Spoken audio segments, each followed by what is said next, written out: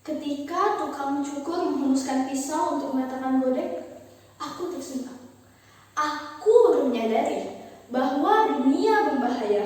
Dunia manusia sama buasnya dengan berbahaya, mengancam, di mana-mana menganga bahaya. Siapa yang dapat menjamin tukang cukur itu tidak akan menghunuskan pisau hanya untuk mengatakan godek dan jarum kita?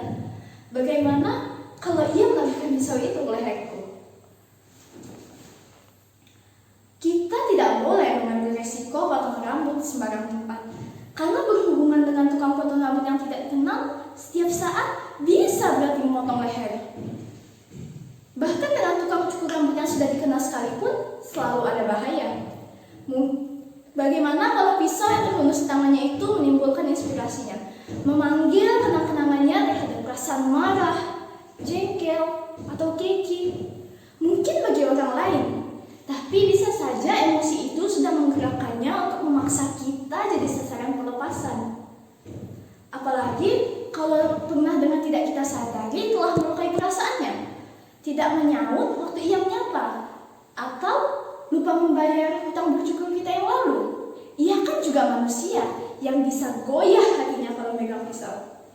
Dengan pikiran seperti itu, aku jadi takut memotong rambut secara lengkap.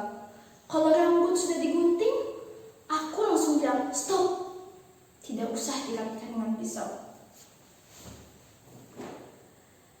Aku tidak pernah lagi memberikan kesempatan kepada tukang cukur untuk menghunuskan pisau di depan, apalagi dekat leher. Bukan hanya dari tukang cukur, dari setiap sudut, 360 derajat memancar ancaman. Di mana-mana ada bahaya. Coba apa jaminannya? Kalau kita memesan makanan di restoran, koki restoran tidak akan memasukkan racun tikus ke dalam masakan. Kita tidak tahu siapa yang masak di belakang sana. Kita tidak bisa seenaknya nyelonong ke belakang melihat mereka memasukkan bumbu-bumbu ke dalam masakan setiap kali mau makan. Bisa saja mereka itu koki-koki gila, seorang pembunuh, atau mungkin musuh kita yang menyamar jadi koki. Dengan gampangnya ia memasukkan baygon atau air aki bekas lalu cuci tangan, sementara 1 atau 2 jam kemudian kita kaku lalu dilarikan ke gawat darurat, tapi tak tertolong lagi. Dan apa jaminan yang ada di jalan raya, mobil yang datang dari arah depan dan belakang kita tidak akan menggilas kita? Jaminan apa yang dapat kita andalkan, bus yang kita tumpangi tidak akan dibelokkan oleh supir masuk ke dalam jurang? Jaminan apa yang dapat kita andalkan, dokter-dokter bukannya memberikan obat penyembuh, tapi justru ramuan kimia yang merangsang pertumbuhan kanker ganas dalam diri kita? Dan jaminan apa yang dapat menjamin kita aman di dalam rumah, bahwa kabel listrik tidak akan putus lalu menyengat kita yang sedang enak-enaknya tidur? Di mana-mana, baik di rumah, di jalan raya, di sekolah, di kantor, bahkan di WC, selalu ada bahaya yang mengintai. Kita hidup tanpa perlindungan. Kita harus bisa melindungi diri kita. Aku mulai sakit dengan pikiran-pikiran seperti itu. Aku begitu cemas. Aku sudah memvonis orang lain adalah pembunuh. Kehidupan adalah ranjau. Dunia adalah gelanggang pembantaian. Jalan satu-satunya adalah mengasingkan diri. Aku memperkecil hubunganku dengan siapa saja. Aku mempersenjatai diri dengan rasa awas, was-was, dan juga curiga terhadap segalanya. Bahkan aku mencurigai diriku sendiri. Siapa yang dapat menjamin bahwa aku dapat dipercaya? Karena aku terdiri dari otak, rasa, serta emosi. Kalau emosi sudah meluap, rasa akan terbakar dan otak bisa lumpuh. Dalam keadaan begitu, aku bukan lagi manusia, tapi binatang, robot calon pembunuh. Setiap waktu aku dapat menjadi jagal bagi orang lain di setiap kesempatan. Karena siapa yang dapat menjamin aku tidak akan mengambil pisau makan di restoran lalu menusukkannya ke lambung orang makan yang ada di sebelahku yang matanya begitu menjijikan? Siapa yang dapat menjamin bahwa aku tidak akan berteriak bohong, bangsat, anjing,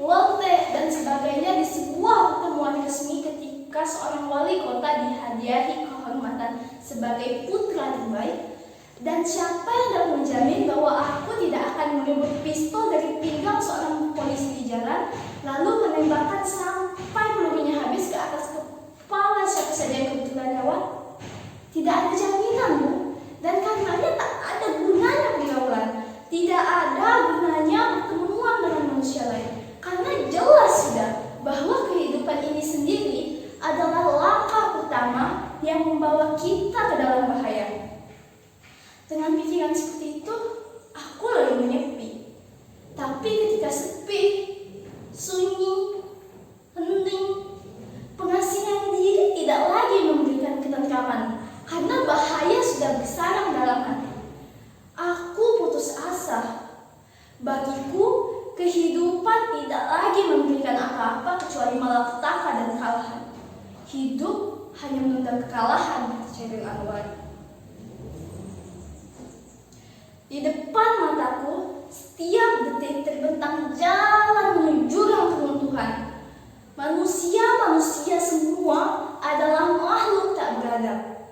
Arus deras pikiranku malam itu bagai air bah yang tak mampu kutahan, tak bisa kutolak, tak kuasa kuterima. Akhirnya karena tak tahan, tak berdaya, tak tertolong, aku ambil jalan pintas.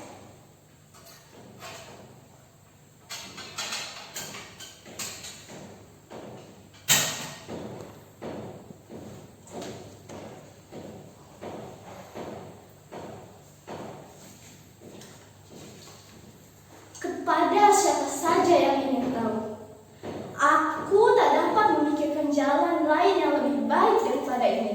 Bagaimana caranya mengurangi bahaya yang mengepung di sekitarku? Bagaimana caranya menghentikan bahaya yang mungkin berasal dari sel-selku sendiri? Setiap manusia adalah bom waktu buat orang lain.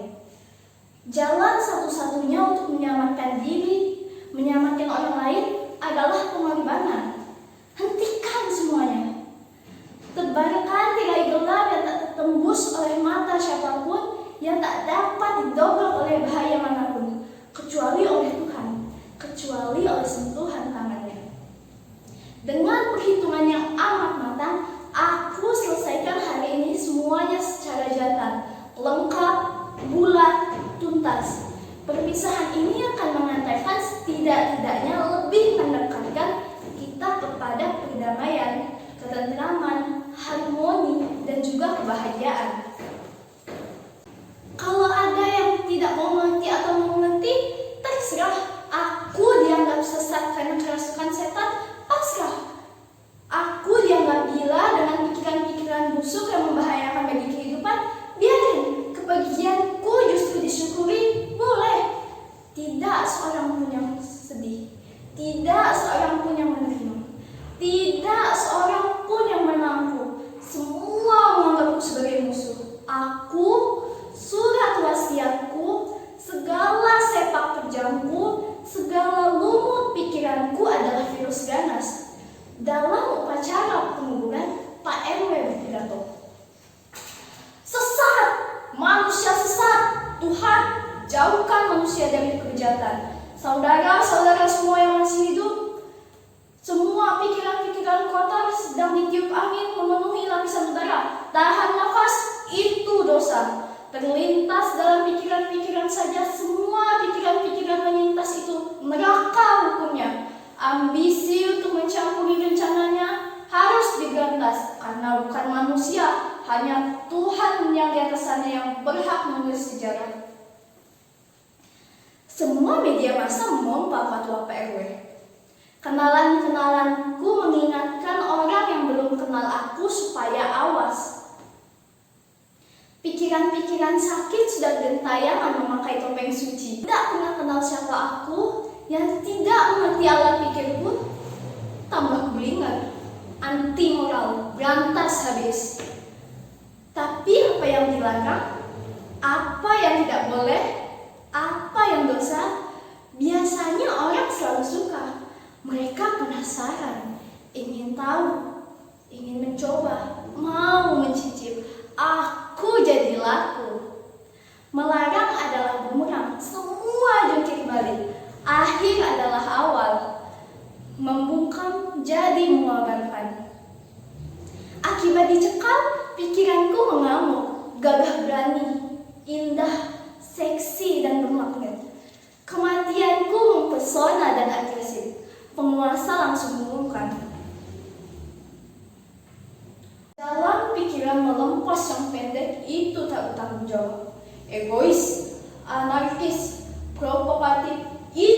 subversif, meracuni angkatan-angkatan muda dan orang-orang putus asa untuk mencari kebahagiaan dengan cara lampangan itu terlarang. Kebelingat tulis Profesor Ong. Bodoh, cupet, asosial, mengandung pesona yang berbahaya bagi kehidupan, tidak mensyukuri karunia Tuhan, menantang falsafah negara. Teroris bukan pahlawan, tapi sakit jiwa. Jangan biarkan dia jadi berhala. Hidup tambah bahaya kalau ngebom semua bahaya. Teror itulah ancaman sebenarnya, bukan ancaman bahaya yang sudah difitnahkan. Mas Gan, Pak Kayong, Profesor Kan, Profesor Dr. Ali, Profesor Bos, Profesor Ma, Dr. Ko, Profesor Dr. Emmanuel dan Bagus, Dr. Kwak, Arab, bahkan tak kurang dari mantan Menteri Kebudayaan Pak Pat dan Presiden Sak memberikan suaranya. Awas, bunuh kejahatan pikiran itu. Racunnya terus menyebar, setiap saat akan meledak. Dia mengacaukan antara yang ada dan tidak ada, kikis tuntas tanpa kata ampun. Bukan karena pikiran itu besar, tapi karena begitu sederhana, mudah, naif menjanjikan penyelesaian masalah yang keji terhadap satu kenyataan dunia yang kompleks. Bagaimana mungkin kehidupan yang sudah nyelimet ini karena usianya sudah berabad-abad dapat diselesaikan dengan satu kalimat tanpa mengundang permusuhan, kebencian, perang, dan pembunuhan-pembunuhan. Ancaman yang terjadi akibat berbagai benturan kepentingan, panutan, dan kelompok etnik bukan saja terjadi di dalam negeri, tapi di seluruh dunia. Itu dinamika kehidupan. Pluralisme bukan bahaya, bahaya bukan ancaman. Ketakutan terhadap bahaya yang tidak terkendali akan menimbulkan kepuasan. Itu baru bahaya, itu yang harus dibasmi.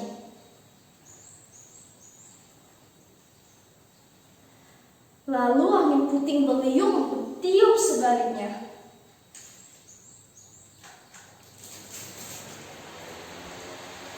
Propaganda kebencian menyerang dari segala jurusan. Aku dikejar-kejar. Tapi dalam pengejaran, aku tambah hidup. Dimaki-maki, aku dikenang. Disatroni, dihujat, dipreteli, ditumbuk sampai serpihan-serpihan jadi debu. Aku malahan merajalela. Sekarang, setelah dihabisi sebagai kambing hitam, aku lahir, bangkit, dan tambah perkasa.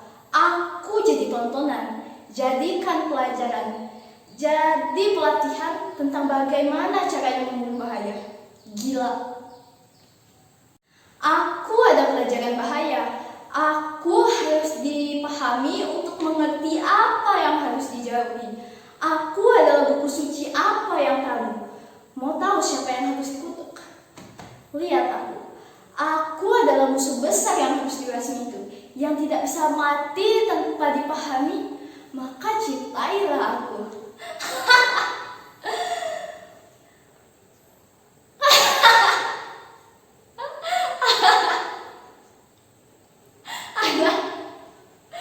Anak-anak sekolah diwajibkan untuk awas.